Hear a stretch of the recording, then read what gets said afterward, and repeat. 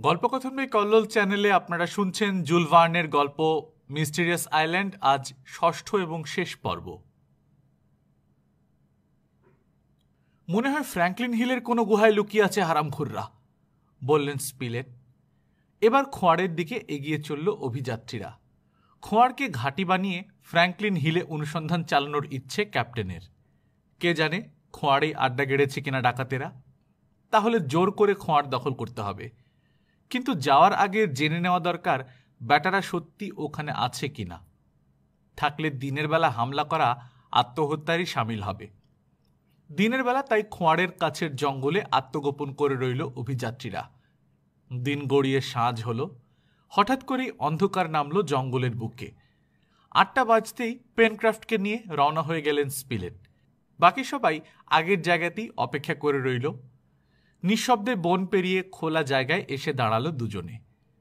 প্রায় 30 ফুট ফাঁকা মাঠের পর খোঁয়াড়ের গেট। এই জায়গাটুকু পেরোনোই সবচেয়ে বিপজ্জনক। মাটিতে শুয়ে পড়ে বুকে হেঁটে গেটের দিকে এগোলো দুজন। গেটের কাছে পৌঁছে আস্তে করে ঠেলা দিলেন স্পিলেট। খুলল না গেট। ভেতর থেকে বন্ধ, অর্থাৎ খোঁয়াড়েই আড্ডা গেড়েছে ডাকাতেরা। যেমন গিয়েছিল তেমনি নিঃশব্দে ফিরে এলো দুজনে। কথাটা শুনলেন ক্যাপ্টেন। সবাই চলল খোঁয়াড়ের দিকে। পুরো ঘাসের ওপর দিয়ে নিঃশব্দে এগিয়ে গেল ওরা। নির্বিঘ্নে গেট পর্যন্ত পৌঁছে গেল অভিযাত্রীরা। পৌঁছেই থমকে দাঁড়ালো। হাঁ হয়ে খুলে আছে গেটের পাল্লা। অবাক কাণ্ড, ফিসফিস করে বললেন স্পিলেট।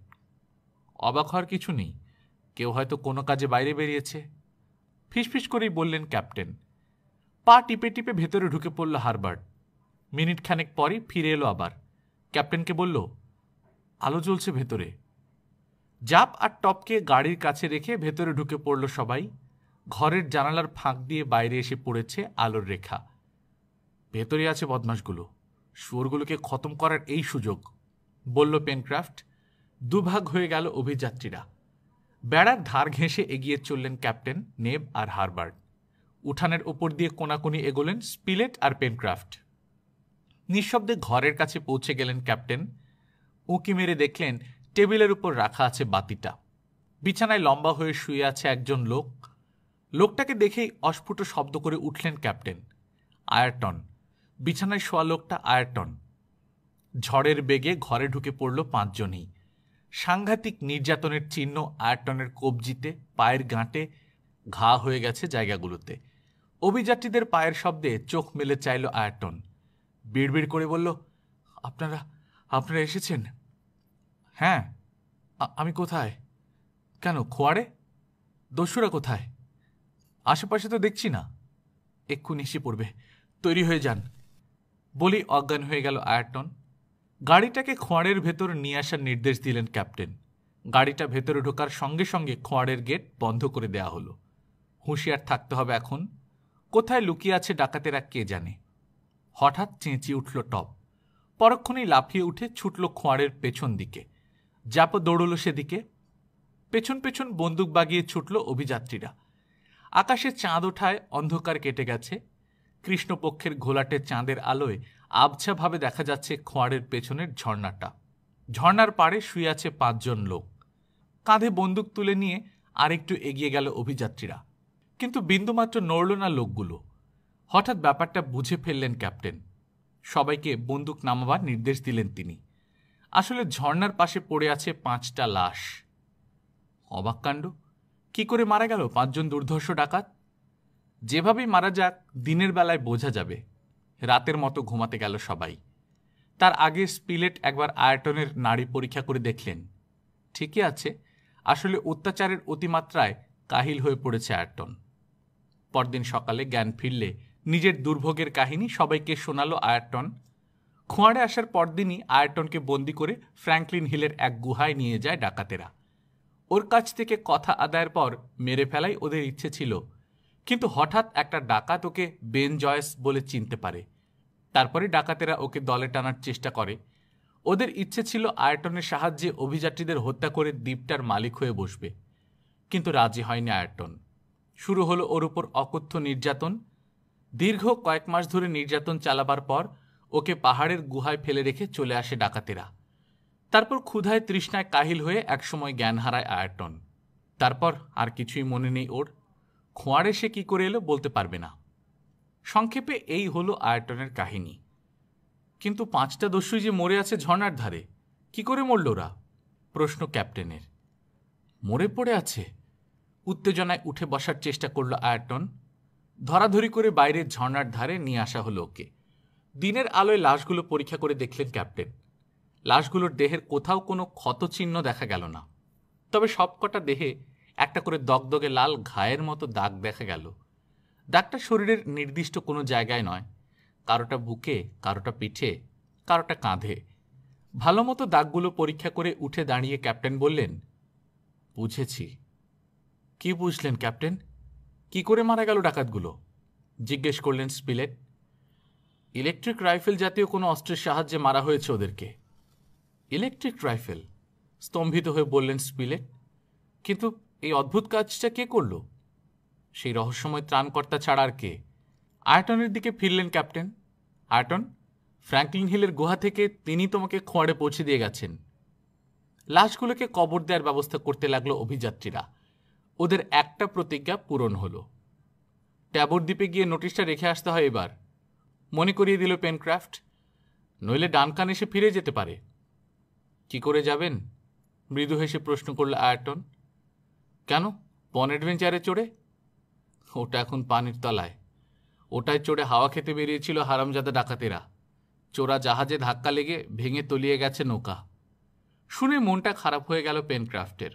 হারবার্ট সান্ত্বনা দিল ওকে। দুঃখ করো না, আরেকটা নৌকা বানিয়ে নেব আমরা, পন অ্যাডভেঞ্চারের চেয়েও বড়। কিন্তু ওতে তো কয়েক মাস সময় লেগে যাবে। কি আর করা যাবে, এই বছর আর ট্যাবর আইল্যান্ডে যাওয়া হলো না, শান্তভাবে বললেন স্পিলেট। তন্ন তন্ন করে খুঁজেও ত্রাণকর্তার আস্তানার সন্ধান পাওয়া গেল না। 19শে ফেব্রুয়ারি যে আগ্নেয় পাহাড়টার মাথায় চড়ে লিঙ্কন আইল্যান্ডকে দ্বীপ বলে চিনেছিলেন ক্যাপ্টেন, সেই পাহাড়ের একটা বিশাল গহ্বরে অভিযাত্রীরা হানা দিল। সুড়ঙ্গের অনেকটা ভেতরে ঢুকে পড়েছে সবাই। এমন সময় গুরু গুরু মেঘগর্জনের মতো শব্দ হলো আগ্নেয়গিরির পেট থেকে। সর্বনাশ! চমকে উঠে বললেন স্পিলেট। আবার দেখে জেগে উঠছে আগ্নেয়গিরি। তাড়াতাড়ি সুড়ঙ্গের ভেতর থেকে বেরিয়ে এলো সবাই, কিন্তু অগ্নুৎপাত করল না আগ্নেয়গিরি। এলাকাটা আবার চষে ফেলল অভিযাত্রীরা, কিন্তু পাওয়া গেল না রহস্যময় ত্রাণকর্তার আস্তানা। হতাশ হয়ে 25শে ফেব্রুয়ারি গ্রানাইট হাউসে ফিরে এলো সবাই। ডাকাতেরা ক্ষেত, খামার, পোলট্রি, উইন্ডমিলের চূড়ান্ত ক্ষতি করে গেছে। সেগুলো ঠিক করার দিকে মন দিল ওরা। দেশে ফিরে যাবার জন্য ওদের আর মন খারাপ হয় না এখন। লিঙ্কন দ্বীপেই জীবনের বাকি কটা দিন কাটিয়ে দিতে চায় ওরা। একদিন মন্তব্য করল হারবার্ট, একবার দেশ থেকে ঘুরে এলে কেমন হয়? প্রস্তাবটায় সায় দিল সবাই, কিন্তু যেতে হলে একটা ছোটখাটো জাহাজের দরকার। ঠিক হলো জাহাজ বানিয়ে নেওয়া হবে। বানাতে সময় লাগবে 7-8 মাস।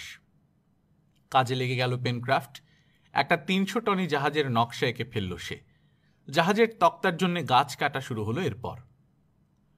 15ই মে জাহাজের খোল তৈরির কাজ শেষ হয়ে গেল। আস্তে আস্তে আরও এগিয়ে চলল জাহাজের কাজ। আবার শীত নামল লিঙ্কন দ্বীপে। শীতের পর বসন্ত। হঠাৎ 7ই সেপ্টেম্বর ঘটল ঘটনাটা। ব্যাপারটা প্রথম ক্যাপ্টেনের চোখে পড়ল। ধোঁয়া বেরোচ্ছে ফ্র্যাঙ্কলিন হিলের চূড়া দিয়ে। তাহলে সত্যি আবার জেগে উঠেছে আগ্নেয়গিরি। ক্রমশ বেড়েই চলল ধোঁয়ার পরিমাণ। লিঙ্কন দ্বীপের সবচেয়ে আশ্চর্য ঘটনাটা ঘটল 15ই অক্টোবর রাতে। খাওয়ার পর গল্প করছে সবাই, এমন সময় বেজে উঠল টেলিগ্রাফের বেল। স্তব্ধ হয়ে গেল সবাই। আজকাল গ্রানাইট হাউসেই থাকে আয়রটন, তাছাড়া এখন ওদের সাথেই গল্প করছে ও। তাহলে কে বাজালো বেল? আবার বেল বাজল, আবার, পরপর 3 বার। উঠে গিয়ে টেলিগ্রাফের চাবি টিপলেন ক্যাপ্টেন, অর্থাৎ জিজ্ঞেস করলেন, কে আপনি, কি চান? উত্তর এলো, এক্ষুনি খোঁয়াড়ে চলে এসো। যাক, একদিনে রহস্যের মীমাংসা হতে চলেছে বলেই সবাইকে তৈরি হওয়ার নির্দেশ দিলেন ক্যাপ্টেন। অল্পক্ষণেই তৈরি হয়ে জ্যাপ আর টপকে গ্রানাইট হাউসে রেখে বেরিয়ে এলো সবাই। ঘুটঘুটে অন্ধকার রাত, তার উপর আকাশে মেঘ করেছে। একটা তারা পর্যন্ত দেখা যাচ্ছে না আকাশের কোথাও। কোনো কথা না বলে দ্রুত এগিয়ে চলল সবাই। হঠাৎ বিদ্যুৎ চমকানো শুরু হলো। গম্ভীর ভীষণ আওয়াজ করে 2-1 বাজ পড়ল এদিক ওদিক। ঝড় আসতে বেশি দেরি নেই। খোঁয়াড়ে পা দিতেই এসে গেল ঝড়। ঘরের ভেতর ঢুকে পড়ল সবাই। আলো জ্বালল নেব, কিন্তু কই, ঘরে তো কেউ নেই। টেবিলে রাখা চিঠিটা হারবার্টের চোখে পড়ল। চিঠিটা তুলে ক্যাপ্টেনের হাতে দিতেই ভাঁজ খুলে পড়লেন তিনি, নতুন তার ধরে চলে এসো। সাথে সাথেই ব্যাপারটা বুঝতে পারলেন ক্যাপ্টেন। খোঁয়ার থেকে টেলিগ্রাফ করা হয়নি, পুরনো তারের মাথায় একটা নতুন তার লাগিয়ে নিজের আবাসস্থল পর্যন্ত নিয়ে গেছেন ত্রাণকর্তা। সেখানে বসেই ডেকে পাঠিয়েছেন অভিযাত্রীদের। খোঁয়ারের বাইরে এসে মশালের আলোয় ক্যাপ্টেন দেখলেন প্রথম খুঁটির পুরনো তারের সাথে একটা নতুন তার লাগানো হয়েছে। মাটির ওপর দিয়ে সোজা পশ্চিম দিকে চলে গেছে তারটা। তারটাকে অনুসরণ করে এগিয়ে চলল অভিযাত্রীরা। কখনো গাছের নিচু ডাল, কখনো মাটির ওপর দিয়ে চলে গেছে তারটা। উপত্যকায় এসেও শেষ হলো না। পাহাড়ের গা বেয়ে এগিয়ে গেল সাগরের দিকে। ঘন ঘন বিদ্যুৎ চমকাচ্ছে আকাশে। বিকট শব্দে পাহাড়ের মাথায় বাজ পড়ল একটা। প্রলয়ের রাত যেন এটা। রাত 11টায় দ্বীপের পশ্চিমে পৌঁছে গেল অভিযাত্রীরা। 500 ফুট নিচে পাথরের গায়ে আছড়ে পড়ছে সাগর। এখান পর্যন্ত এসে একটা পাহাড়ের ফাটলের মধ্য দিয়ে চলে গেছে তারটা। দুর্গম জায়গা, তবু তার মধ্য দিয়ে এগিয়ে চলল ওরা। পাহাড়ের ফাটল পেরিয়ে পানির ধারে চলে এলো অভিযাত্রীরা। থমকে দাঁড়াতে হলো এখানে। সোজা পানিতে নেমে গেছে তার। ত্রাণকর্তা তাহলে পানির দেশের বাসিন্দা? কিন্তু কি করে যাওয়া যায় ওখানে? সবার মনোভাব বুঝতে পেরে আশ্বাস দিলেন ক্যাপ্টেন। ভাবনার কিছু নেই, ভাটার টানে পানি নেমে গেলেই আবার তারটাকে অনুসরণ করতে পারবো আমরা। হঠাৎ শুরু হলো অঝোর বর্ষণ। একটা গুহায় আশ্রয় নিল অভিযাত্রীরা। অনেকক্ষণ পর বৃষ্টি কিছুটা ধরে এলে বাইরে বেরিয়ে এলো ওরা। জোয়ারের পানি ততক্ষণে সরে গেছে। ঠিকই বলেছিলেন ক্যাপ্টেন, একটু আগে যেখানে পানি ছিল সেখানে এখন একটা বিশাল সুড়ঙ্গ মুখ দেখা যাচ্ছে। মশালের আলোয় তারটাকে অনুসরণ করে সুড়ঙ্গে ঢুকে গেল অভিযাত্রীরা। প্রায় 8 ফুট উঁচু খিলানের মতো গুহামুখের ভেতর ঢুকিয়েই আবার দাঁড়িয়ে পড়ল ওরা। আর এগোনো যাবে না। ওদের সামনে আবার সাগরের পানি বাধা হয়ে দাঁড়িয়েছে। একটু দূরের পানিতে কালো মতো কিছু একটা ভাসছে। আলো হাতে পানি ভেঙে আরও কয়েক পা এগিয়ে গেলেন ক্যাপ্টেন। এবার চিনতে পারলেন কালো বস্তুটাকে। একটা নৌকা। হাত বাড়িয়ে নৌকার গলুই ধরে ওটাকে সঙ্গীদের কাছে টেনে নিয়ে এলেন ক্যাপ্টেন। লোহার পাত দিয়ে মোড়া নৌকাটার দুটো দাঁড়, ওপাশের গলুয়ে আটকানো শেকলের অন্য মাথা একটা পাথরের সাথে বেঁধে নৌকাটাকে যথাস্থানে রাখার ব্যবস্থা করা হয়েছে। সবাইকে নৌকায় ওঠার নির্দেশ দিলেন ক্যাপ্টেন। সবাই নৌকায় উঠে বসল। আয়রটন আর পেনক্রাফট দাঁড় টানতে শুরু করল। ধনুকের মতো বেঁকে ওপরে উঠে গেল সুড়ঙ্গের ছাদ। ঘুটঘুটে অন্ধকারে মশালের আলোয় দুরু বুকে সুড়ঙ্গের ভেতর এগিয়ে চলল অভিযাত্রীরা। তারটা এখন আর দেখা যাচ্ছে না। অনুমান করলেন ক্যাপ্টেন সুড়ঙ্গের ভেতরেই কোথাও না কোথাও গিয়ে শেষ হয়েছে তার। আর একটু সামনে গিয়েই আবার চোখে পড়ল তারটা। সুড়ঙ্গের গায়ে বেরিয়ে থাকা পাথরের খাঁজে ঝুলে ঝুলে এগিয়ে গেছে তারটা। আরও প্রায় আধ মাইল যাওয়ার পর ডান দিকে মোড় নিল সুড়ঙ্গ। মোড় ঘুরতেই অভিযাত্রীদের চোখে পড়ল অস্বাভাবিক উজ্জ্বল আলোটা। বিশাল কালো গহ্বরটার কোথাও এখন আর একরত্তি অন্ধকার নেই। সব ঝেঁটিয়ে বিদায় করেছে ওই অত্যুজ্জ্বল আলো। এ কিসের আলো? জিজ্ঞেস করল হারবার্ট। ইলেকট্রিক আলো বলি তো মনে হয়, উত্তর দিলেন ক্যাপ্টেন। এখানেও শেষ হয়নি তার, এগিয়ে গেছে সামনে। এগিয়ে চলল অভিযাত্রীরাও। ক্রমশ চড়া হতে হতে একসময় শেষ হয়ে গেল সুড়ঙ্গ। সামনে বিশাল হ্রদ, পাতালের হ্রদ। প্রকাণ্ড একটা তিমি ভাসছে হ্রদের পানিতে। এখানে তিমি এলো কোত্থেকে? থামল না অভিযাত্রীরা। সাহস করে তিমিটার দিকেই এগিয়ে চলল। আরও কাছে যাওয়ার পর বোঝা গেল ওটা তিমি নয়, অনেকটা চুরুটের মতো গড়ন ওটার। দুপাশ ছোঁচালো, মাথার দুপাশ থেকে ঠিকরে বেরোচ্ছে উজ্জ্বল বৈদ্যুতিক আলো। প্রায় 250 ফুট লম্বা, 10-12 ফুট উঁচু কুচকুচে কালো প্রকাণ্ড বস্তুটা স্থির হয়ে ভাসছে হ্রদের পানিতে। আরও এগিয়ে গেল স্তম্ভিত অভিযাত্রীরা। উত্তেজনায় হঠাৎ খপ করে স্পিলেটের হাত চেপে ধরলেন ক্যাপ্টেন। ফিসফিস করে বললেন, বুঝেছি, এ হচ্ছে সেই লোক। কিংবদন্তির মতো প্রায়ই এর কথা কানে এসেছে আমার। স্পিলেটের কানে কানে একটা নাম বললেন ক্যাপ্টেন। শুনে তড়িতাহতের মতো চমকে উঠলেন স্পিলেট। ফিসফিস করে বললেন, কিন্তু তিনি যে ক্রিমিনাল, ফেরারি আসামি। পৃথিবীর প্রত্যেকটা দেশে আইনের খাড়া ঝুলছে তার মাথার উপর। হ্যাঁ, তিনি ডেকে পাঠিয়েছেন আমাদের, গম্ভীরভাবে বললেন ক্যাপ্টেন। ভাসমান অতিকায় বস্তুটার গায়ে এসে নৌকা ভিড়ল। দলবল নিয়ে নৌকা থেকে ওটার উপর নামলেন ক্যাপ্টেন। বস্তুটার ঠিক পিঠের উপর একটা গোল ধাতব ঢাকনা। ঢাকনাটা খুলতেই দেখা গেল লোহার সিঁড়ি নেমে গেছে নিচে। সিঁড়ি বেয়ে নামতে শুরু করলেন ক্যাপ্টেন। পেছন পেছন অনুসরণ করল আর সবাই। একটা গোল চত্বরের মতো জায়গায় শেষ হয়েছে সিঁড়ি। ইলেকট্রিক আলোয় ঝলমল করছে জায়গাটা। চত্বরের অন্য প্রান্তের দরজাটা খুললেন ক্যাপ্টেন। সুসজ্জিত একটা ঘর। সেটার পরের ঘরটা লাইব্রেরি। লাইব্রেরির অন্য প্রান্তের দরজা খুলে বিশাল হলরুমে ঢুকলেন ক্যাপ্টেন। বিলাসবহুল বড় বড় যাত্রীবাহী জাহাজের সেলুনের চাইতেও দামি জিনিসে সাজানো ঘরটা। ঘরের ভিতর একটা দামি সোফায় আধশোয়া হয়ে আছেন একজন লোক। সোজা সেদিকে এগিয়ে গেলেন ক্যাপ্টেন। সোফায় শোয়া লোকটাকে উদ্দেশ্য করে বললেন, আমরা এসেছি ক্যাপ্টেন নিমো। ধীরে ধীরে চোখ মেলে তাকালেন ক্যাপ্টেন নিমো। ব্যক্তিত্বপূর্ণ চাহনি দেখলেই বোঝা যায় শুধু হুকুম করতেই জন্মেছে এই লোক। ঘাড়ের উপর লুটাচ্ছে ধবধবে সাদা চুল, মুখ ভর্তি দাড়ি, মলিন মুখ। রোগে কাহিল হয়ে পড়েছেন বোধহয় ক্যাপ্টেন নিমো। শান্ত কণ্ঠে ইংরেজিতে কথা বললেন তিনি। আমার নাম জানলেন কি করে ক্যাপ্টেন হার্ডিং? শুধু আপনার নামই নয়, আশ্চর্য এই ডুবোজাহাজের কাহিনীও জানি। নটিলাস? নটিলাস। কিন্তু আমার কথা তো পৃথিবীর কারোর জানার কথা নয়।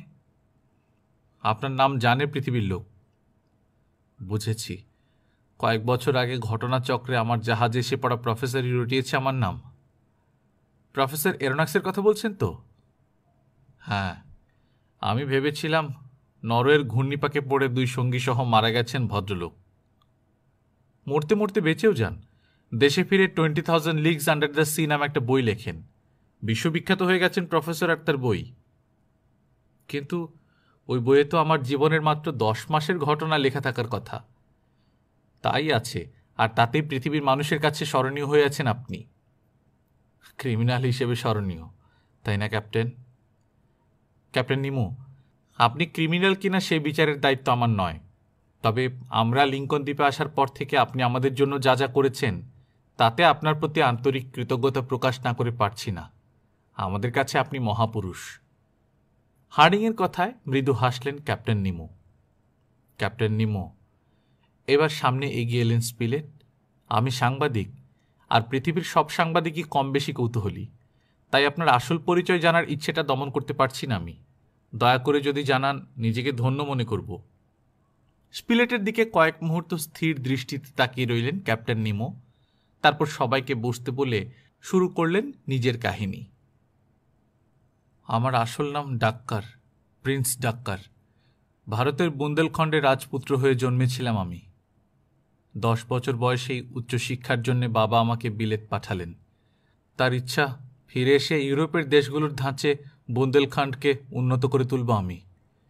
10 থেকে 30 বছরের মধ্যে বিজ্ঞান, সাহিত্য আর ইঞ্জিনিয়ারিংয়ে অনেক জ্ঞান লাভ করলাম।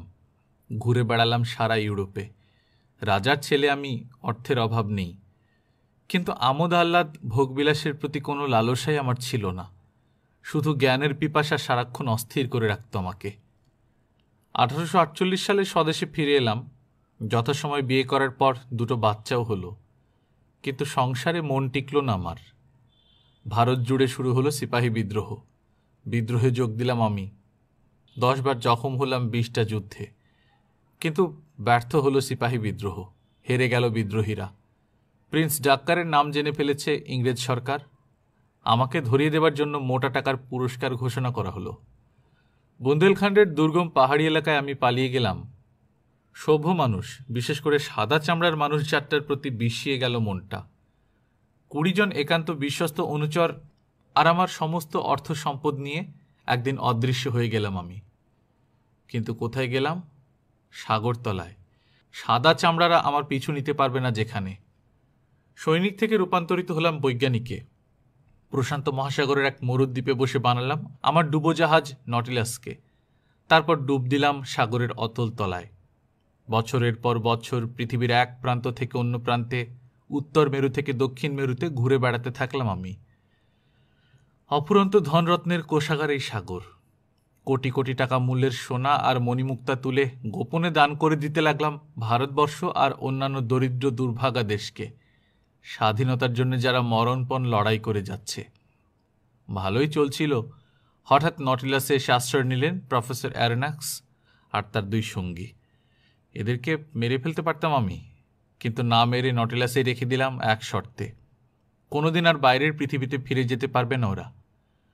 কিন্তু 10 মাস পরে নরের কুখ্যাত মেলস্ট্রমে গিয়ে পড়ল জাহাজ।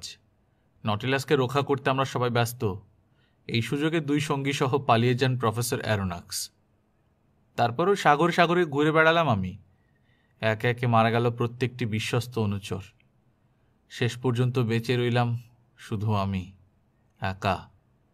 আমার বয়স তখন 60। এই বয়সেও একাই নটিলাসকে চালিয়ে গেলাম আমি। ঘুরতে ঘুরতে হঠাৎ একদিন এই দ্বীপের এই গহ্বর আবিষ্কার করে ফেললাম। ভাবলাম নটিলাসের জন্য এই গহ্বর একটা বন্দরের কাজ দেবে। এরকম গুপ্ত বন্দর নটিলাসের আরও আছে। মাঝে মাঝে আসি, এখানে বিশ্রাম নেই, চলে যাই। হঠাৎ একদিন আটকা পড়ে গেলাম। গহ্বরে ঢোকার পর বিশ্রাম করছিল নটিলাস। এমন সময় দ্বীপের আগ্নেয়গিরিটা অগ্নুৎপাত শুরু করল। অগ্নুৎপাতের ফলে নটিলাসের বাইরে বেরোবার সুড়ঙ্গ পথটা বন্ধ হয়ে গেল। চিরদিনের মতো এখানে আটকা পড়ে গেল নটিলাস। গত কয়েক বছর ধরে আমি এখানেই আছি। আটকা পড়েই বুঝতে পেরেছিলাম এই দ্বীপেই মৃত্যু হবে আমার। অপেক্ষা করছি মৃত্যুর। হঠাৎ একদিন দেখলাম কয়েকজন লোককে নিয়ে ঘুরতে ঘুরতে আকাশ থেকে পড়ছে একটা বেলুন। ডুবুরির পোশাক পরা অবস্থায় তখন সাগর তীরের অল্প পানিতে দাঁড়িয়েছিলাম। হঠাৎ দেখলাম বেলুন থেকে পানিতে পড়ে গেছেন ক্যাপ্টেন হার্ডিং। সাগরের তলা দিয়ে গিয়ে পানি থেকে ওকে তুলে একটা পাহাড়ের গুহায় রেখে আসি আমি। আড়াল থেকে আপনাদের উপর নজর রাখলাম। বুঝলাম আপনারা পরিশ্রমী, সৎ এবং পরস্পরকে ভালোবাসেন। ডুবুরির পোশাক পরে হ্রদের পানি সাগরে পড়ার গোপন সুড়ঙ্গ পথে গ্রানাইট হাউসের কোর্ট তলায় চলে যেতাম। কোর্ট দেয়াল বেয়ে উঠে আপনাদের সমস্ত কথাবার্তা শুনতাম। দাস প্রথা উচ্ছেদ করার জন্য লড়ে এসেছেন, আপনাদের আলোচনা শুনে তাও জানলাম। ব্যাস, আর কিছু শোনার দরকার ছিল না আমার। আপনাদের মতো লোকই আমার পছন্দ। আড়াল থেকে যদ্দূর সম্ভব সাহায্য করে গেলাম। এই পর্যন্ত বলে থামলেন তিনি। রোগাক্রান্ত শরীরে একটানা কথা বলার পর অল্প অল্প হাঁপাচ্ছেন এখন। প্রশস্ত কপালে জমেছে বিন্দু বিন্দু ঘাম। এবার বুঝলেন ক্যাপ্টেন হার্ডিং বেলুন থেকে পড়ে যাবার পর ওকে কে বাঁচিয়েছে। ওকেই শুধু বাঁচাননি ক্যাপ্টেন নিমো। ঝড় বাদলার রাতে অয়েল পেপারে ঢেকে টপকে চিমনিতে পৌঁছে দিয়েছিলেন। হ্রদের পানিতে ডুগংটাকে হত্যা করে টপকে বাঁচিয়েছেন। দরকারি জিনিসপত্র সিন্ধুকে ভরে সাগর তীরে রেখে এসেছেন। গভীর রাতে নৌকার বাঁধন কেটে ওটাকে মার্সি নদী বেয়ে ওদের সামনে পৌঁছে দিয়েছেন। ওরাংওটাংরা গ্রানাইট হাউস আক্রমণ করার সময় ওপর থেকে সিঁড়ি ফেলে দিয়েছেন। আয়টনের খবর লিখে বন অ্যাডভেঞ্চারের কাছে বোতল ভাসিয়ে দিয়েছেন। প্রসপেক্ট হাইটের মাথায় চড়ে আলোর সংকেত দেখিয়ে পেনক্রাফটকে দ্বীপে ফিরে আসার পথ চিনিয়েছেন। স্পিডের নিচে টর্পেডো মেরে ধ্বংস করেছেন সেটাকে। হারবার্টের জন্য কুইনাইন সরবরাহ করেছেন। ইলেকট্রিক রাইফেলের সাহায্যে 5টা ডাকাতকে মেরে ওদের বিপদমুক্ত করেছেন। তার উপকারের ঋণ অভিযাত্রীরা কোনোদিন শোধ করতে পারবে না। হার্ডিংকে চুপ করে থাকতে দেখে প্রশ্ন করলেন ক্যাপ্টেন নিমো, আমার কাহিনী শোনার পর আমার সম্পর্কে কি ধারণা হয় আপনার? 20,000 লিগস আন্ডার দ্য সি বইয়ে লেখা একটি ঘটনার কথা মনে পড়ে গেল হার্ডিংয়ের। একটা জাহাজ ডুবির ঘটনা। সেবার অসহায় শিশুসহ মায়েদের পর্যন্ত ডুবিয়ে দিয়েছিল নটিলাস। পৃথিবীর সব দেশে ব্যাপারটা নিয়ে দারুণ হইচই পড়ে গিয়েছিল। আর এরপর এত অস্থির হয়ে পড়েছিলেন ক্যাপ্টেন যে অনিয়ন্ত্রিতভাবে ভাসতে ভাসতে ঘূর্ণিপাকে গিয়ে পড়েছিল নটিলাস। হার্ডিংয়ের মনের কথাটা যেন বুঝতে পেরে ক্যাপ্টেন নিমো বললেন, সেই জাহাজটার কথা ভাবছেন তো? কিন্তু একটা কথা জেনে রাখুন, আমি ওটাকে ধাওয়া করিনি। ওটাই তেড়ে আক্রমণ করেছিল আমাকে। শেষ পর্যন্ত সংকীর্ণ অগভীর একটা উপসাগরে আটকা পড়েছিলাম আমি। পালাবার পথ ছিল না। বাধ্য হয়ে আত্মরক্ষার জন্য জাহাজটাকে ডোবাতে হয়েছিল আমার। কাজটা কি অন্যায় করেছিলাম? আমি আগেই বলেছি, আপনার কাজের বিচার বা সমালোচনা করার অধিকার আমার নেই। ক্যাপ্টেন নিমোর প্রশ্নের জবাবে বললেন হার্ডিং, মানুষ তো নিজে কিছু করছে না, করাচ্ছেন তিনি। আঙুল তুলে ওপর দিকে নির্দেশ করলেন তিনি। আমরা যন্ত্র আর তিনি চালক। আপনার বিচারের ভারটাও তাই তারই। শুধু একটা কথাই বলছি আপনাকে ক্যাপ্টেন নিমো, আপনার মতো পরোপকারী নিঃস্বার্থ বন্ধু পেলে যে কোনো মানুষ নিজেকে ধন্য মনে করবে। আমরাও তাই মনে করছি। হাঁটু গেড়ে ক্যাপ্টেন নিমোর পাশে বসে তাঁর হাতে চুমু খেলেন হার্ডিং। চোখে পানি এসে গেল নিমোর। হার্ডিংয়ের মাথায় হাত রেখে রুদ্ধ কণ্ঠে ক্যাপ্টেন নিমো বললেন, ঈশ্বর আপনার মঙ্গল করুন। ভোর হতেও দিনের আলো গহ্বরে প্রবেশ করল না। নটিলাসের সবকিছু ঘুরে ঘুরে অভিযাত্রীদের দেখালেন ক্যাপ্টেন নিমো। মিউজিয়ামের মাথায় বড় বড় অক্ষরে লেখা মহান বাণীটা মোবিলিস মোবিল দেখাবার পর আর পারলেন না। পরিশ্রান্তভাবে সোফায় এলিয়ে পড়লেন। তাড়াতাড়ি ক্যাপ্টেন নিমোর নাড়ি পরীক্ষা করলেন স্পিলেট। হৃৎপিণ্ডের গতি অত্যন্ত ক্ষীণ। ওকে বাইরে নিয়ে গেলে ভালো হতো না? জিজ্ঞেস করল পেনক্রাফট। নটিলাস ছেড়ে এ সময় তিনি কোথাও যাবেন না, উত্তর দিলেন হার্ডিং। একটু পরে চোখ মেলে চাইলেন ক্যাপ্টেন নিমো। বললেন, ঠিক বলেছেন, এখানেই মরতে চাই আমি। খুব সম্ভব আগামীকালই মারা যাব। মৃত্যুর পর আমার একটা শেষ ইচ্ছে পূরণ করবেন ক্যাপ্টেন হার্ডিং? নিশ্চয়ই করব, বিন্দুমাত্র দ্বিধা না করে বললেন হার্ডিং। বলুন। আমার ইচ্ছে নটিলাসই হবে আমার কফিন। এখানকার পানি খুব গভীর। আমার মৃতদেহ নিয়ে চিরদিনের মতো পানিতে ডুব দেবে নটিলাস। আমার মৃত্যুর পর আপনারা চলে যাবেন এই গহ্বর ছেড়ে। এক বাক্স হীরা দিচ্ছি আপনাদেরকে, এই যে নিন। টেবিলের ড্রয়ার খুলে হীরার বাক্সটা এগিয়ে দিয়ে আবার বলতে লাগলেন ক্যাপ্টেন নিমো, সাগর থেকে সংগ্রহ করা মূল্যবান কিছু হীরা আছে এর মধ্যে। আমার ইচ্ছে যে কোনো সৎ কাজে খরচ করবেন আপনারা এই সম্পদ। এছাড়া নটিলাসে আর যা কিছু আছে সব নটিলাসেই থাকবে। আমার মৃত্যুর পর এই ঘর থেকে বেরিয়ে গিয়ে দরজাটা বন্ধ করে দেবেন। তারপর নটিলাসের বাইরে বেরিয়ে শক্ত করে ডালাটা আটকে দেবেন, যাতে এক ফোঁটা পানিও ভেতরে ঢুকতে না পারে। এরপর যে নৌকো করে এসেছেন সেটাই চড়ে নটিলাসের সামনের দিকে যাবেন। ভালো মতো খেয়াল করলে দেখবেন ওখানে স্টপকক লাগানো দুটো ছিদ্র আছে। স্টপকক দুটো খুলে দিলেই আস্তে আস্তে পানিতে ভরে যাবে নটিলাসের ট্যাঙ্ক। গভীর পানিতে তলিয়ে যাবে আমার সাধের ডুবোজাহাজ। কথা দিন, যা বললাম অক্ষরে অক্ষরে পালন করবেন। কথা দিচ্ছি ক্যাপ্টেন নিমো। আবেগে প্রায় বুঝে এলো হার্ডিংয়ের গলার স্বর। ক্যাপ্টেন হার্ডিং, এবার আপনার সাথে কিছুক্ষণ একা থাকতে চাই আমি। ক্যাপ্টেন নিমোর কথা শুনে হার্ডিং ছাড়া বাকি সবাই ঘর থেকে বেরিয়ে গেল। দুজনের মধ্যে কি কথাবার্তা হলো তার কিছুই জানতে পারল না কেউ। সেদিন নটিলাসেই থেকে গেল অভিযাত্রীরা। আস্তে আস্তে ক্যাপ্টেন নিমোর অবস্থা খারাপের দিকে যেতে থাকল। রাত 12টার পর বহু কষ্টে হাত দুটো বুকের উপর আড়াআড়িভাবে রাখলেন ক্যাপ্টেন নিমো। সবাই বুঝল সময় ফুরিয়ে এসেছে ওর। রাত 1টার দিকে আবার চোখ দুটো মেললেন ক্যাপ্টেন। মুহূর্তের জন্য চকচক করে উঠল চোখ দুটো। বিড়বিড় করে শুধু বললেন, জন্মভূমিকে রক্ষা করো ঈশ্বর। বলি চোখ বুঝলেন ক্যাপ্টেন নিমো। পরম শান্তিতে ঘুমিয়ে পড়লেন যেন। সবাই বুঝল শেষ নিঃশ্বাস ত্যাগ করেছেন ক্যাপ্টেন নিমো।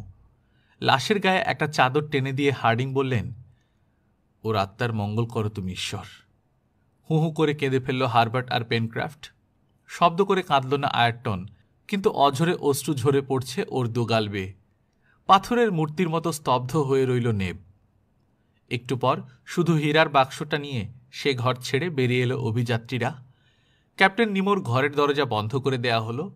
নটিলাসের বাইরে এসে ডালাটা শক্ত করে এঁটে দিয়ে নৌকায় চেপে বসল অভিযাত্রীরা। নটিলাসের সামনের ফুটো দুটো খুঁজে বের করলেন হার্ডিং। স্টপকক দুটো খুলে দিতেই হু হু করে পানি ঢুকতে লাগলো নটিলাসের ট্যাঙ্কে। চোখের সামনে ধীরে ধীরে তলিয়ে গেল প্রিন্স ডাক্কারের ডুবোজাহাজ কফিন নটিলাস। সুড়ঙ্গ মুখে পৌঁছতে পৌঁছতে ভোর হয়ে গেল। নৌকাটাকে সুড়ঙ্গ মুখের একটা পাথরে তাকে রেখে বাইরে বেরিয়ে এলো অভিযাত্রীরা। গুপ্ত গহ্বরটার নাম রাখা হলো ডাক্কার গহ্বর। বিষণ্ণ মনে গ্রানাইট হাউসে ফিরে চলল সবাই। বড় নৌকাটা তৈরির কাজে এবার জোর দিল পেনক্রাফট। সবাই সাহায্য করল ওকে। যত তাড়াতাড়ি সম্ভব শেষ করে ফেলতে হবে নৌকার কাজ। ট্যাবর আইল্যান্ডে গিয়ে নোটিশ না রেখে এলে এসে ফিরে যাবে ডানকান। দেখতে দেখতে আবার এলো জানুয়ারি মাস। মাসের প্রথম তারিখেই যেন খেপে গেল লিঙ্কন দ্বীপের প্রকৃতি। এলো উন্মত্ত ঝড়, ভেঙে চুরে গুঁড়িয়ে দিয়ে গেল অসংখ্য গাছপালা। জানুয়ারির ৩ তারিখে ফ্র্যাঙ্কলিন হিলের চূড়া থেকে আবার ধোঁয়া বেরোতে শুরু করল। ধোঁয়ায় ধোঁয়ায় ছেয়ে গেল ওপরের আকাশ। ব্যাপার দেখে সবাইকে ডেকে বললেন হার্ডিং, কথাটা আর গোপন করে লাভ নেই। ঘুম ভেঙে জেগে উঠেছে সুপ্ত আগ্নেয়গিরি। মাটিতে কান পেতে আয়তন শুনল প্রচণ্ড গুম গুম শব্দ হচ্ছে মাটির তলায়। শুনছ নাবিক, খেপে গেছে ফ্র্যাঙ্কলিন হিল। জাহান নামে যাক ফ্র্যাঙ্কলিন হিল, খেপে গেছে পেনক্রাফটও। ধোঁয়া বেরোক চাই আগুন বেরোক, নৌকার কাজ বন্ধ করা যাবে না।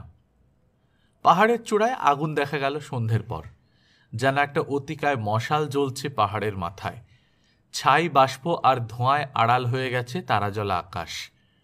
মাঝে মাঝে অনেকগুলো মেশিন গানের একটানা আওয়াজের মতো শব্দ আসছে পাহাড়ের দিক থেকে। সর্বনাশ, সব দেখে শুনে বললেন হার্ডিং, এত জলদি শুরু হয়ে গেল। আরও একটা উপসর্গ দেখা দিল কিছুক্ষণ পর। ভূমিকম্পের মতো কাঁপছে দ্বীপের মাটি। পরের ৩ দিন এক নাগাড়ে ধূম্র উদ্গীরণ করে চলল ফ্র্যাঙ্কলিন হিল। তবে নৌকা তৈরির কাজও চলল একটানা। এরই মাঝে সময় করে খোঁয়াড়ের জানোয়ারগুলোকে খাবার দিয়ে এলেন হার্ডিং আর আয়ারটন। চতুর্থ দিনে আকাশ থেকে ঝুরঝুর করে ঝরতে লাগলো কয়লার গুঁড়োর মতো কালো একরকম গুঁড়ো। দেখতে দেখতে মাটি ঢেকে গেল কয়েক ইঞ্চি পুরো গুঁড়োয়। আগ্নেয়গিরির মুখ দিয়ে ধোঁয়ার সাথে আকাশে উঠে যাচ্ছে ঝামার গুঁড়ো, তাই আবার ঝরে পড়ছে নিচে। আগুনে পোড়া ধাতুর পরিত্যক্ত মলও বেরিয়ে আসতে শুরু করেছে। অগ্নুৎপাতের আর বেশি দেরি নেই। আগ্নেয়গিরির অবস্থা পর্যবেক্ষণ করতে বেরোলেন ক্যাপ্টেন হার্ডিং। রেড ক্রিক পেরিয়ে গন্ধকের ঝর্ণার কাছে গিয়ে দেখলেন আমূল পরিবর্তন হয়ে গেছে গোটা এলাকায়। আশেপাশে মাথা চাড়া দিয়ে উঠেছে আরও অনেক প্রস্রবণ। ভেতর থেকে যেন দুর্মুষির ঠেলায় ফেটে বেরিয়ে আসতে চাইছে ওপরের মাটির স্তর। দুর্গন্ধযুক্ত গ্যাস, কার্বনিক অ্যাসিড আর ঘন বাষ্পের জন্য শ্বাস নিতে কষ্ট হচ্ছে। তবে লাভার স্রোত নামেনি এখনো। সেদিন সকাল 10টায় আয়রটনকে নিয়ে ডাক্কার গহ্বরের দিকে চললেন ক্যাপ্টেন। জায়গা মতো পৌঁছে পাওয়া গেল নৌকাটা। হালকা নৌকাটা পাথরের তাক থেকে নামিয়ে আনলো আয়রটন। নৌকায় করে বিশাল পাতালের লেকটার শেষ প্রান্তে চলে গেল দুজনে। চারপাশে ঘুটঘুটে অন্ধকার। সাথে আনা মশালের আলোয় পথ দেখে চলতে হচ্ছে ওদের। মৃত্যুপুরীর মতো নিস্তব্ধ পাতালের গহ্বরের মাঝে মাঝে গম্ভীর গুরু গুরু মেঘ গর্জনের মতো শব্দ হচ্ছে। দাঁড়ের মাথায় মশাল বেঁধে সুড়ঙ্গের ছাদ পরীক্ষা করলেন ক্যাপ্টেন। ফেটে চুরচুর হয়ে গেছে পাথরের ছাদ। আগ্নেয়গিরির কেন্দ্রস্থলকে ঢেকে রেখেছে পাথরের দেয়াল। কতটা পুরু এ দেয়াল? 10, 20, 100 ফুট। কিন্তু অবস্থা দেখে মনে হচ্ছে একসময় যথেষ্ট পুরু থাকলেও এখন আর ততটা পুরু নেই পাথরের দেয়াল। তাছাড়া ফেটে যাওয়া দেয়ালের ফাঁক দিয়ে গ্যাস বেরিয়ে এসে ক্রমে দূষিত করে তুলছে সুড়ঙ্গের বাতাস। পানির মাত্র 3-4 ফুট ওপরে নেমে এসেছে 100 ফুট উঁচু ছাদ। স্তম্ভিত হয়ে দৃশ্যটা দেখলেন ক্যাপ্টেন। আয়রটনকে বললেন, তোমাদেরকে বের করে দিয়ে এই বিপদের কথাটাই আমাকে জানিয়ে গেছেন ক্যাপ্টেন নিমো। তোমরা শুনলে যদি আবার ভয় পেয়ে যাও, তাই আগে থেকে শোনাতে নিষেধ করে গেছেন তিনি। আবার সুড়ঙ্গ মুখে ফিরে এলো দুজনে। পরদিন 8ই জানুয়ারি সবাইকে ডেকে বিপদের কথাটা জানালেন ক্যাপ্টেন। বললেন, মৃত্যুর আগে একটা খবর দিয়ে গেছেন ক্যাপ্টেন নিমো। খবরটা হলো যে কোনো দিন সমুদ্র গর্ভে তলিয়ে যেতে পারে লিঙ্কন আইল্যান্ড। আগ্নেয়গিরির কেন্দ্রস্থল আর সাগরের পানি এই দুটোর ভেতরের ব্যবধান শুধু একটা দেয়ালের, ডাক্কার গহ্বরের দেয়াল। ভেতরের লাভাস্রোত প্রচণ্ড চাপ দিচ্ছে দেয়ালের গায়ে। দেয়ালটা ভেঙে গেলে সাগরের পানি গিয়ে ঢুকবে আগ্নেয়গিরির ভেতর। ফলটা কি দাঁড়াবে বলতে পারো? নিভে যাবে আগুন, নির্লিপ্ত কণ্ঠে জবাব দিল পেনক্রাফট। না পেনক্রাফট, ব্যাপারটা অত সহজ হলে ভাবনার কিছু ছিল না। উত্তপ্ত লাভার উপর পানি পড়লে মুহূর্তেই তা বাষ্পে পরিণত হবে। ওই বাষ্প বেরোবার পথ না পেয়ে প্রচণ্ড চাপে ফাটিয়ে দেবে সমস্ত পাহাড়টা। কিন্তু তখনও ঠান্ডা হবে না লাভাস্রোত। হু হু করে সাগরের পানি পড়বে ওতে, আরও বাষ্প তৈরি হবে, আর বোমা মেরে উড়িয়ে দেবার মতো চুরমার হয়ে যাবে লিঙ্কন দ্বীপ। এবার বুঝল অভিযাত্রীরা কি সাংঘাতিক বিপদ ঘনিয়ে আসছে ওদের সামনে। ডাক্কার গহ্বরের পাথুরে দেয়াল যতক্ষণ উত্তপ্ত লাভার প্রলয়ঙ্করী চাপ সহ্য করে টিকে থাকতে পারবে ততক্ষণ আয়ু আছে ওদের। কিন্তু আর কয়দিন টিকবে গহ্বরের দেয়াল? কয়েক মাস, কয়েক দিন, না কয়েক ঘন্টা? এখন খেটে খুঁটে জাহাজটা তৈরি করে ফেলতে হবে যত দ্রুত সম্ভব। সব ভুলে জাহাজ তৈরির কাজে মন দিল অভিযাত্রীরা। জাহাজের ডেক তৈরির কাজ শেষ হলো 23শে জানুয়ারি। মাঝখানের কটা দিন নতুন কোনো উৎপাত করেনি আগ্নেয়গিরি, কিন্তু সেদিন রাত 2টোয় একটা ভয়ঙ্কর শব্দে কানে তালা লেগে গেল অভিযাত্রীদের। সেই সাথে শুরু হলো প্রচণ্ড ভূকম্পন।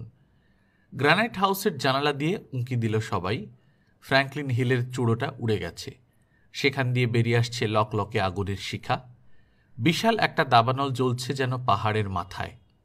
সেই সাথে নেমে আসছে উত্তপ্ত লাভা স্রোত। লক্ষ্য জিহ্বা মেলে প্রলয়ের বিষাণ বাজিয়ে নাচতে নাচতে খোঁয়াড়ের দিকে এগিয়ে চলেছে তরল আগুনের স্রোত। তক্ষুনি গাড়ি নিয়ে খোঁয়াড়ের দিকে ছুটল অভিযাত্রীরা। খোঁয়াড়ে পৌঁছেই গেট খুলে দিয়ে দূরে সরে এলো ওরা। এক ছুটে খোঁয়াড় থেকে বেরিয়ে গিয়ে জঙ্গলে ঢুকলো ভীত জানোয়ারের দল। পরক্ষণেই খোঁয়াড়ের উপর দিয়ে বয়ে গেল ফুটন্ত লাভার স্রোত। আতঙ্কিত দৃষ্টিতে দেখল অভিযাত্রীরা পেছনের ঝর্ণাটায় উত্তপ্ত লাভা পড়তেই ছ্যাত করে বাষ্প হয়ে উড়ে গেল ঝর্ণার সমস্ত পানি। পুরে ছাড়খাড় হয়ে গেল খোঁয়াড়টা। ভোর হতে হতেই জঙ্গলে গিয়ে ঢুকল গলিত লাভা। আগুন লেগে গেল বনে। 7টা নাগাদ আর থাকা গেল না সে অঞ্চলে। হ্রদের পাড়ে সরে এলো অভিযাত্রীরা। কিছুটা সময় অন্তত ওই তরল আগুনকে ঠেকিয়ে রাখবে হ্রদের পানি। মুহুর্মুহু বজ্র গর্জনের মতো প্রচণ্ড গর্জনে কাঁপছে চারদিক। চ্যাপ্টা টেবিলের মতো বিশাল দুটো জ্বালামুখ দিয়ে এক নাগাড়ে বেরিয়ে চলেছে আগুন, ছাই, লাভা। হ্রদের পাড়ে প্রায় পৌঁছে গেছে লাভা স্রোত। পেনক্রাফট, চেঁচিয়ে উঠলেন ক্যাপ্টেন, জলদি যন্ত্রপাতিগুলো নিয়ে এসো। বাঁধ দিয়ে ঘুরিয়ে দিতে হবে লাভা স্রোত। সমস্ত লাভাটাই পানিতে গিয়ে পড়ার ব্যবস্থা করতে হবে। সাথে সাথেই ছুটল পেনক্রাফট। ডকইয়ার্ড থেকে কুড়াল গাঁইতে এনে কাঠ কাটতে শুরু করল। ফুট 3 উঁচু একটা বাঁধ তৈরি শেষ হলো। পরিশ্রমে কুকুরের মতো জিভ বের করে হাঁপাচ্ছে সবাই। আর একটু পরেই যাত্রাপথের সব কিছু জ্বালিয়ে পুড়িয়ে নিশ্চিহ্ন করে দিয়ে বাঁধের কাছে পৌঁছে গেল লাভার স্রোত। সামনে বাধা পেয়ে মোড় ঘুরে পানির দিকে চলে গেল লাভা। প্রায় 20 ফুট ওপর থেকে জলপ্রপাতের মতো হ্রদের পানিতে ঝরে পড়ছে লাভা প্রপাত। শুরু হয়ে গেল প্রলয়কাণ্ড। হাজার হাজার স্টিম ইঞ্জিন একসাথে যেন ফুঁসছে। নিচে পড়েই সেখানকার পানিকে বাষ্পাকারে আকাশে উড়িয়ে দিয়ে জমে যাচ্ছে লাভা। জমাট বাঁধা লাভার উপর পড়ছে আরও তরল লাভা। এগিয়ে যাচ্ছে, সামনের পানিতে বাধা পেয়ে জমে যাচ্ছে, আবার ওগুলোর উপর দিয়ে এগিয়ে যাচ্ছে আরও লাভা স্রোত। হ্রদের পানিকে আকাশে ওড়াতে ওড়াতে বিরামহীনভাবে এগিয়ে যাচ্ছে ওই অপরাজেয় তরল আগুন। শেষ পর্যন্ত হেরে গেল হ্রদের পানি। এককালের বিশাল হ্রদের সমস্ত চিহ্ন মুছে দিয়ে সেখানে দাঁড়িয়ে গেল জমাট লাভার দেয়াল। চোখের সামনে দৃশ্য পরিবর্তন হতে দেখে স্তম্ভিত হয়ে গেল অভিযাত্রীরা। রাতেও জাহাজ তৈরির কাজ চালিয়ে গেল অভিযাত্রীরা। আলোর অভাব নেই। সারা রাত অতিকায় মশাল জ্বালিয়ে এলাকাটাকে দিনের মতো করে রাখে আগুনে পাহাড়। আপাতত লাভা বেরোনো বন্ধ হয়েছে, তবে আবার বেরোনোর আশঙ্কাটা রয়েই গেছে। 25 থেকে 30শে জানুয়ারি 6 দিনে 20 দিনের কাজ করে ফেলল অভিযাত্রীরা। মার্সি নদীর তীরে এসে ঠাঁই নিয়েছে ওরা। গ্রানাইট হাউসে থাকা এখন আর নিরাপদ নয়। লিঙ্কন দ্বীপের আগের সেই চেহারা আর নেই। এককালে যা নিবিড় সবুজে ঢাকা ছিল তা এখন ধূসরতায় ছেয়ে গেছে। হ্রদ, নদী সব গ্রাস করেছে লাভা স্রোত। খাবার পানির অভাব দেখা দিয়েছে সমস্ত দ্বীপ জুড়ে। সবচেয়ে করুণ অবস্থা হয়েছে দ্বীপের পশ্চিম অংশের। পুড়ে ছাই হয়ে গেছে বিশাল বনভূমি। এখানে ওখানে ভূতের মতো মাথা তুলে দাঁড়িয়ে আছে কালো পোড়া গাছের কাণ্ড। জাগুয়ার, ক্যাপিবারা, পেকারি, কোয়ালা আর অন্যান্য সব বুনো জন্তুগুলো প্রাণ ভয়ে পালিয়েছে জলাভূমির দিকে। আরও 20 দিন পেরিয়ে গেল। আর মাসখানেক কাজ করতে পারলেই সাগরে ভাসানো যাবে জাহাজ। কিন্তু এই 1 মাস টিকে থাকবে তো টলমল লিঙ্কন আইল্যান্ড? আর মাত্র 10 দিন টিকে থাকতে পারলেই এ যাত্রা বেঁচে যাবে অভিযাত্রীরা। কিন্তু সময় দিল না আগ্নেয়গিরি। মার্চের প্রথম সপ্তাহেই তাণ্ডব কাণ্ড শুরু করে দিল সে। এবার আরও প্রলয়ঙ্করী রূপে। পিচকারি দিয়ে পানি ছিটানোর মতো সবেগে আকাশে উঠে গেল তরল লাভার স্রোত। সেখান থেকে হাজার হাজার কাঁচের সুতোর মতো ঝরে পড়তে লাগলো নিচে। কিন্তু এই করেই ক্ষান্ত হলো না আগুনে পাহাড়। জ্বালামুখ দিয়ে আবার গড়িয়ে এলো বিরামহীন লাভার স্রোত। এবার আগের চাইতেও বেশি। পোল্ট্রি হাউস ছাড়িয়ে লাভার স্রোত গিয়ে পড়ল প্রসপেক্ট হাইট পর্যন্ত। পোল্ট্রি হাউসের মাথায় ছানা আর ডিমের শোকে হাহাকার করে উড়ে বেড়াতে লাগলো পাখির দল। প্রসপেক্ট হাইটের ওপর থেকে লাভার স্রোত জলপ্রপাতের আকারে নামতে লাগলো সাগরে। আর আশা নেই, ওই অসমাপ্ত জাহাজকেই সাগরে ভাসাতে হবে। ঠিক হলো পরদিন ভোরে নামানো হবে জাহাজ। কিন্তু ভোর হবার আগেই ঘটে গেল চূড়ান্ত অঘটন। মাঝরাতের দিকে হঠাৎ প্রচণ্ড শব্দে ভোলকে ভোলকে কালচে বাষ্প বেরিয়ে এলো আগ্নেয়গিরির জ্বালামুখ দিয়ে। একটু পরই রাশি রাশি পাথর ছিটকে পড়ল আকাশে। ফেটে গেছে ডাক্কার গহ্বরের দেয়াল। প্রচণ্ড বিস্ফোরণ হলো আবার আবার আবার। আকাশ বাতাস থরথর করে কেঁপে উঠল কানে তালা লাগানো শব্দে। দেখতে দেখতে ভেঙে গুড়িয়ে গেল ফ্র্যাঙ্কলিন হিল। কিন্তু থামল না বিস্ফোরণের শব্দ। পরিষ্কার টের পেল অভিযাত্রীরা ধ্বংস হয়ে যাচ্ছে লিঙ্কন আইল্যান্ড। ভোর হতে হতেই অদৃশ্য হয়ে গেল লিঙ্কন আইল্যান্ডের সীমারেখা। একদিন যেখানে ছিল বিশাল দ্বীপ, এখন সেখানে উথাল পাতাল নাচছে সাগরের ঢেউ। বিশাল সাগরের মাঝখানে মাথা তুলে দাঁড়িয়ে আছে ছোট্ট একটা পাথুরে দ্বীপ। লম্বায় 30 ফুট, চড়ায় 20 ফুট, আর সমুদ্র সমতল থেকে বড়জোর ফুট 10 উঁচু হবে ওই গ্রানাইটের দ্বীপটা। লিঙ্কন দ্বীপের একমাত্র ধ্বংসাবশেষ। ওটার উপরই ঠাঁই নিয়েছে অভিযাত্রীরা। অগ্নুৎপাতের ফলে মারা গেছে দ্বীপের সমস্ত জন্তু জানোয়ার। অবিশ্বাস্য ভাগ্যের জোরে বেঁচে গেছে 6 জন লোক আর একটি কুকুর। বিস্ফোরণের সময় পাথর চাপা পড়ে মারা গেছে জ্যাপ।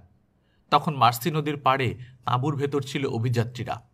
হঠাৎ ওরা টের পেল তাঁবুর ভেতর পানি ঢুকছে। দেখতে দেখতে বেড়ে গেল পানি। তাঁবু থেকে ছুটে বেরিয়ে এলো সবাই, কিন্তু যাবে কোথায়? চারদিকে থই থই করে নাচছে সাগরের ঢেউ। পানির তলায় চলে গেছে লিঙ্কন দ্বীপ। শুধু গ্রানাইট হাউসের ওই ধ্বংসাবশেষটুকু এখনও জেগে আছে পানির ওপর। সাঁতরে গিয়ে ওটাতে উঠেই কোনো মতে প্রাণ বাঁচালো অভিযাত্রীরা। এই পাথরের টুকরোর ওপরেই একে একে কাটালো ওরা দীর্ঘ 9টি দিন। খাদ্য নেই, পানি নেই, শুধু পাথরের খাঁজে আটকা পড়া পানিটুকু ছিল ওদের সম্বল। এখন তাও ফুরিয়েছে। ভেঙে চুরমার হয়ে গেছে জাহাজটা। কঠিন পাথরের টুকরোর ওপর বসে বসে মৃত্যুর দিন গোনা ছাড়া আর কিছুই নেই। কেটে গেল আরও 5টা দিন। তৃষ্ণায় অনাহারে কাহিল হয়ে পড়েছে ওরা। শেষ পর্যন্ত উঠে বসার শক্তিটুকুও রইল না কারো শরীরে। প্রলাপ বকতে শুরু করেছে নেব আর হারবার্ট। বড়জোর আরেকটা দিন টিকবে ওরা। ওদেরকে একটু সান্ত্বনা দেওয়ার জন্যে বহু কষ্টে উঠে বসল আয়রটন। ঠিক সেই সময় ওর চোখে পড়ল জিনিসটা। আকাশ আর সাগরের সঙ্গমস্থলে দেখা যাচ্ছে একটা কালো বিন্দু। আস্তে আস্তে বিন্দুটা বড় হলো। বড় হতে হতে একটা জাহাজের রূপ নিল। এদিকে আসছে জাহাজটা। ক্ষীণ কণ্ঠে উচ্চারণ করল আয়রটন, ডানকান। উঠে দাঁড়াতে গিয়েও পারল না সে। পড়ে গেল জ্ঞান হারিয়ে। অন্যরা জ্ঞান হারিয়েছে আগেই। ডানকানের সুসজ্জিত কেবিনে জ্ঞান ফিরল অভিযাত্রীদের। জ্ঞান ফিরে পেতেই জাহাজের ক্যাপ্টেনের খোঁজ করলেন হার্ডিং। খবর পেয়ে কেবিনে এসে ঢুকলেন জাহাজের ক্যাপ্টেন। জাহাজটার নাম কি ক্যাপ্টেন? জাহাজের ক্যাপ্টেনকে জিজ্ঞেস করলেন হার্ডিং। ডানকান। ডানকান মানে লর্ড গ্লেনারভ্যানের জাহাজ? বিস্মিত হলেন হার্ডিং। হ্যাঁ, আমি লর্ড গ্লেনারভ্যানের ছেলে রবার্ট গ্র্যান্ট, উত্তর দিলেন জাহাজের ক্যাপ্টেন। কিন্তু আপনার তো আয়রটনের খোঁজে ট্যাবর আইল্যান্ডে যাওয়ার কথা। 150 মাইল উত্তর পূর্বে এসেছেন কি করতে? আপনাদের খোঁজে ক্যাপ্টেন হার্ডিং। আমাদের খোঁজে? আমরা এখানে আছি কে বলল আপনাকে? আর আমার নামই বা জানলেন কি করে? মানে? অবাক হলেন গ্র্যান্ট। ট্যাবর আইল্যান্ডে আপনারা যে নোটিশ রেখে এসেছেন ওতেই তো আপনাদের নাম ধাম, লিঙ্কন আইল্যান্ডের অবস্থান সব রেখে এসেছেন। পকেট থেকে একটা কাগজ বের করলেন তিনি, এগিয়ে দিলেন হার্ডিংয়ের দিকে। এই যে, এটা আপনারা রেখে আসেননি? হাত বাড়িয়ে কাগজটা নিলেন হার্ডিং। এক নজর দেখেই বুঝলেন বোতলে পাওয়া কাগজের লেখা আর এ লেখা একই হাতের। মাথা ঝাঁকিয়ে বললেন, বুঝেছি। আমাদের এই উপকারটুকুও করে গেছেন ক্যাপ্টেন নিমো। মাথা ঝাঁকালো পেনক্রাফট, বলল, আমিও বুঝেছি। বন অ্যাডভেঞ্চারের দড়ির বাঁধনে অন্য গিট ছিল কেন? আসলে বন অ্যাডভেঞ্চারে করেই ট্যাবর দ্বীপে গিয়ে নোটিশ রেখে এসেছিলেন ক্যাপ্টেন নিমো। ফিরে এসে আবার যথাস্থানে নৌকাটাকে বেঁধে রেখেছিলেন। গিটটা তাই আমার দেয়া গিটের চেয়ে অন্যরকম ছিল। নিজের সাংঘাতিক বিপদের ঝুঁকি নিয়ে আরেকবার প্রাণ বাঁচিয়ে গেলেন। এসো, তার আত্মার জন্য ঈশ্বরের কাছে প্রার্থনা করি আমরা, বলে নিজের মাথার টুপি খুলে নিলেন হার্ডিং। আর সবাইও তাই করলে হাত জোর করে গম্ভীর কণ্ঠে বললেন, may the God mercy have a pity on the soul of captain Nemo, our benefactor. হঠাৎ কি মনে পড়তেই পকেট থেকে একটা ছোট্ট বাক্স বের করে হার্ডিংয়ের দিকে বাড়িয়ে ধরলেন আয়ারটন। ক্যাপ্টেন নিমোর সেই হীরের বাক্সটা। নিশ্চিত মৃত্যুর মুখে পড়েও বাক্সটার কথা সে ভোলেনি, সযত্নে রক্ষা করেছে। হাত বাড়িয়ে আয়ারটনের হাত থেকে বাক্সটা নিলেন হার্ডিং। হঠাৎ তার নজর পড়ল রবার্ট গ্র্যান্টের উপর। গ্র্যান্টের কথা যেন ভুলেই গিয়েছিলেন তিনি। এবার নজর পড়তেই বললেন হার্ডিং, দেখুন, ক্যাপ্টেন এক মহাপাপীকে রেখে গিয়েছিলেন ট্যাবর আইল্যান্ডে। সেই এক যুগ আগে রেখে যাওয়া আয়রটনের সঙ্গে আজকের আয়রটনের কোনো তুলনা হয় কি? কোনো উত্তর দিতে পারলেন না ক্যাপ্টেন রবার্ট গ্র্যান্ট। প্রশান্ত মহাসাগরের গভীর নীল জলরাশি ভেদ করে তখন আমেরিকার দিকে এগিয়ে চলেছে ডানকান। গল্পকথন বাই কল্লোল চ্যানেলে আপনারা শুনছিলেন জুল ভার্নের সায়েন্স ফিকশন গল্প দ্য মিস্টেরিয়াস আইল্যান্ড। আমরা নিয়মিত গল্প পাঠ করে শোনাচ্ছি। আপনারা যারা প্রথমবার মতো শুনছেন কাইন্ডলি সাবস্ক্রাইব করে নেবেন। গল্প পাঠ ভালো লাগলে বন্ধুদের সাথে শেয়ার করবেন। নিজে ভালো থাকবেন, আশেপাশের লোকজনকে ভালো রাখবেন। টাটা।